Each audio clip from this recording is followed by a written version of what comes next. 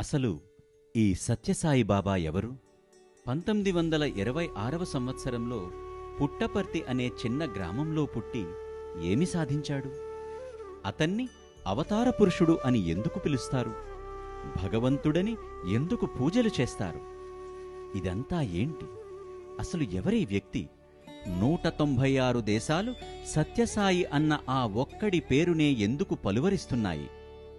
ఆ పేరు ప్రస్తావిస్తేనే ఎందుకు భక్తలోకం పరవశిస్తోంది? జనకోటి ఆ ఒక్కడి పేరునే సాయికోటిగా వ్రాసి భూగర్భంలో భద్రముద్రలో ఎందుకు నిలిపింది? అంత తేలిక 10 మంది కలిసి ఒక్కటిని పొగడటం? అంత తేలిక ఒక్కని మహిమను ఇంటింటా చెప్పుకోవటం? ఏ అంత తేలిక ఒక్కడు దేవుడై దేశమంతా పూజలందుకోవటం? ఆ వ్యక్తి జీవితం నిత్య పారాయణ గ్రంథంలా లక్షల ఇళ్లలో ఎందుకు నిలబడిపోయింది? ఊరు ఊరులో అతని గుడి, పిల్లల పేర్లలో, సంస్థల పేర్లలో, వాడల పేర్లలో అతడి సడి. మనిషి బ్రతుకుల్లో, మనసు క్రతువుల్లో అతని నామజపం, వాగ్గేయాలలో, కళాఖండాలలో అతని తపం ఎలా సాధ్యం? ఇదే మత మౌఢ్యత అంటే ఆ మౌఢ్యతకు అతను ఒక్కడే ఎందుకు అక్కరకు వచ్చాడు? అంటే మళ్ళీ ఆలోచించాల్సిందే. ఏముంది ఆ వ్యక్తిలో? ఎలాంటి ప్రచారం చేయకుండా, ఎటువంటి ఆహ్వానం పంపకుండా అతని ఒక్క దర్శనానికై లక్షల మంది ఎందుకు తరలి వచ్చేవారు? ఎందుకు ఆ వ్యక్తి ప్రతి వాక్కును వాంగ్మయంలా స్వీకరించి 200కు పైబడు దేశాలలో మానవ సేవను తమ జీవన విధానంగా చేసుకొని వేలాది మంది బ్రతుకుతున్నారు? భగవంతం, వెంకట్రామన్ వంటి సైంటిస్టులు, అంతర్జాతీయ మూత్రపిండాల పితామహుడిగా పిలువబడే భట్ వంటి గొప్ప గొప్ప డాక్టర్లు, అల్లారఖా, జాకీర్ హుస్సేన్ వంటి సంగీత విద్వాంసులు, నాటి నాగయ్య మొదలుకొని నేటి రజనీకాంత్, నాటి అంజలీదేవి మొదలుకొని నేటి సాయి పల్లవి వంటి సినీ నటులు, నాని పాల్కివాలా వంటి న్యాయ నిపుణులు, పివి నరసింహారావు మొదలుకొని వాజ్పాయ్, నరేంద్ర మోడీ వంటి దేశ ప్రధానులు, ఎల్ఎన్టీ వంటి దిగ్గజ సంస్థలను నడిపిన రామకృష్ణ వంటి ప్రసిద్ధ ఇంజనీర్లు, జ్ఞానపీఠ అవార్డు అందుకున్న వికే గోకక్ వంటి మహాకవులు, ఫీల్డ్ మార్షల్ కరియప్ప, మానేక్షా వంటి సైనిక యోధులు, సునీల్ గవాస్కర్, సచిన్ టెండూల్కర్ వంటి క్రికెట్ దిగ్గజాలు, శంకర్ దయాళ్ శర్మ, అబ్దుల్ కలాం వంటి దేశ రాష్ట్రపతులు, నాటి ఘంటసాల నుండి నేటి శివమణి వంటి ఎందరో ప్రసిద్ధ గాయకులు, రతన్ టాటా, సునీల్ మిట్టల్, వేణు శ్రీనివాసన్ వంటి వ్యాపారవేత్తలు ఎందుకు ఆ వ్యక్తి ఒక్క దర్శనానికై గంటలు గంటలు ఎదురుచూశారు? వారిని ఒక్క నిమిషమైనా కలువాలని తపించారు. ఆ వ్యక్తి ప్రేమతో పలకరిస్తే మా జన్మ ధన్యం అంటూ ఆనందభాష్పాలు కార్చారు. చనిపోయి రోజులు గడిచినా కూడా ఆస్పత్రులు డెత్ సర్టిఫికెట్తో ధృవీకరించిన శరీరం కట్టెలా మారి చివరి యాత్రకు అన్నీ సిద్ధం చేసిన తరువాత కూడా కరణం సుబ్బమ్మ, రాధాకృష్ణ శెట్టి, వాల్టర్ కోవన్, నారాయణ వంటి ఎందరో భక్తులు ఒక్క పిలుపుతో మళ్లీ బ్రతికారంటే అతను మృత్యువును శాసించే ఎంతటి మహిమాన్వితుడై ఉండాలి. దేశ విదేశాలలో పేరుగాంచిన వెంకటగిరి మహారాజా స్వామిలో తన ప్రియమైన శ్రీరామచంద్రుణ్ణి దర్శించుకొని ఆనాటి నుండి చివరి శ్వాస వదిలే వరకు స్వామి కారులో ప్రయాణించిన ప్రతిసారి ఆ కారు ధూళి కొరకు ఎందుకు తపించినట్టు? త్యాగరాజునికి ఆలయం కట్టి త్యాగరాజ ఆరాధనా ఉత్సవాలను ప్రాచుర్యం చేసిన నాగరత్నమ్మకు స్వయాన ఆ త్యాగరాజే కలలో కనబడి, నేను కొలిచిన రాముడే ఇప్పుడు పుట్టపర్తిలో సాయిరాముడై ఉన్నాడు, వెళ్ళి దర్శనం చేసుకో అంటే ఆ నాగరత్నమ్మ పరుగు పరుగున వచ్చి ఎందుకు దర్శనం చేసుకుని చివరి శ్వాస వరకు అతనిని భక్తితో కొలిచింది?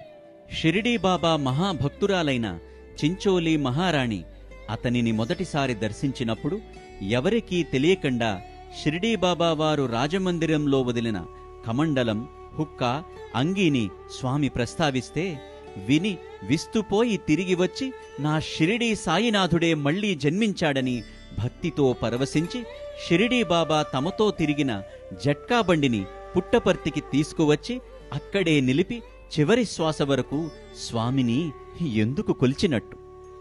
భూలోక వైకుంఠంగా కొలవబడే తిరుపతి గర్భగుడి అర్చకులంతా వెంకటేశ్వరునిలో అతనిని దర్శించి విస్తుపోయి స్వామి దర్శనానికి హుటాహుటిన ఎందుకు పరుగెత్తి వచ్చినట్టు.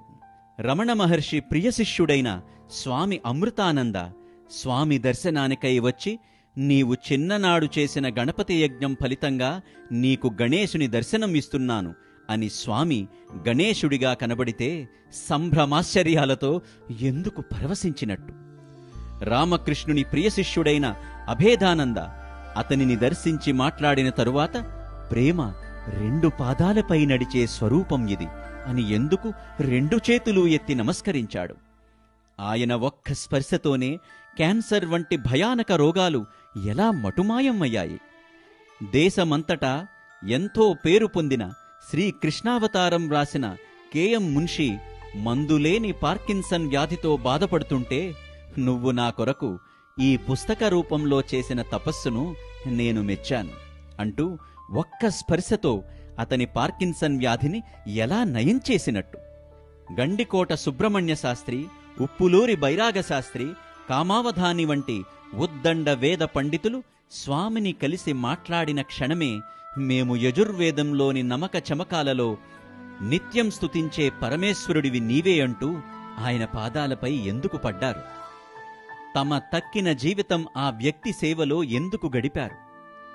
ఆయన ఒక మహామోసగాడు, అమాయకులను తప్పుదోవ పట్టిస్తున్న దొంగబాబా అని అనుదినం తన వార్తాపత్రికలో రోజూ దుమ్మెత్తిపోసిన బ్లిడ్జ్ పత్రిక ప్రధాన సంపాదకుడు కరంజియా స్వామిని కలిసిన మరుసటి రోజే భగవంతుడు సశరీరుడై భారతదేశంలోని పుట్టపర్తిలో ఉన్నాడు అని అదే వార్తాపత్రికలో మొదటి పేజీలో అట్టహాసంగా ప్రచురించి తన తప్పుకు సిగ్గుపడుతూ జీవితకాలం భక్తునిగా ఎందుకు మారిపోయాడు.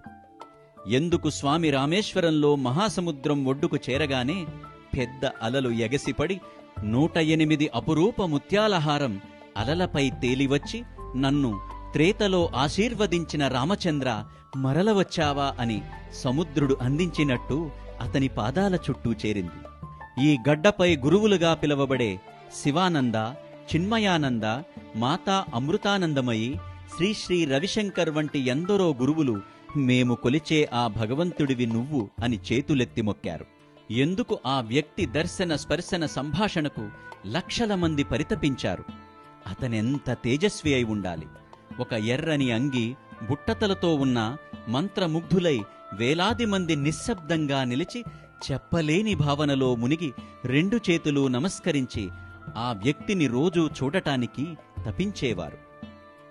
ఆ వ్యక్తి ఎంతగా ప్రభావితం చేస్తే వేల మంది తమ వేషధారణను మార్చి, ఆహార నియమాలను మార్చి, అతని నామం స్మరిస్తూ అతని పేరున వేలాది సేవా కార్యక్రమాలు, యజ్ఞాలు, యాగాలు చేస్తున్నారు.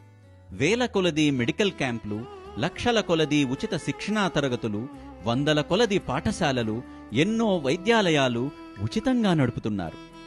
అతను ఒక్క అతిరుద్ర మహాయజ్ఞం చేస్తే 100కు పైగా అతిరుద్ర మహాయాగాలు దేశాలలో ఎందుకు జరిగాయి? అతను తన సమక్షంలో యజుర్వేద రుద్రమంత్రం ఒక్కసారి నేర్పించితే 100 దేశాలలో భక్తులు నమక చమకాలను నేర్చుకొని చివరికి రష్యన్ వంటి పాశ్చాత్య భాషలోకి వేదాన్ని రాసుకొని నిత్యం పఠిస్తున్నారంటే ఎంతటి మహిమ ఇది! కులము, మతము, జాతి, ధన, వయస్సు, ప్రాంతము భేదము లేకుండా భగవంతుని నామ సంకీర్తనలో, సేవలో ప్రపంచవ్యాప్తంగా లక్షలాది కుటుంబాలు మునిగి తరిస్తున్నాయంటే ఇది సాధారణ విషయమా? ధర్మం క్షీణించిన ప్రతిసారి నేను దిగివస్తానని శ్రీకృష్ణుడు చెప్పాడు. మరి ఇదంతా ధర్మస్థాపన కాకపోతే మరేమిటి? ఇదంతా ఎలా సాధ్యం?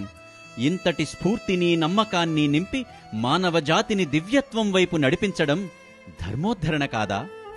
ఇన్ని విధాలుగా, ఇంత వైవిధ్యంగా, ఇంత వైభవంగా బ్రతికిన బ్రతుకు అవతార వైభవం కాకపోతే మరేంటి?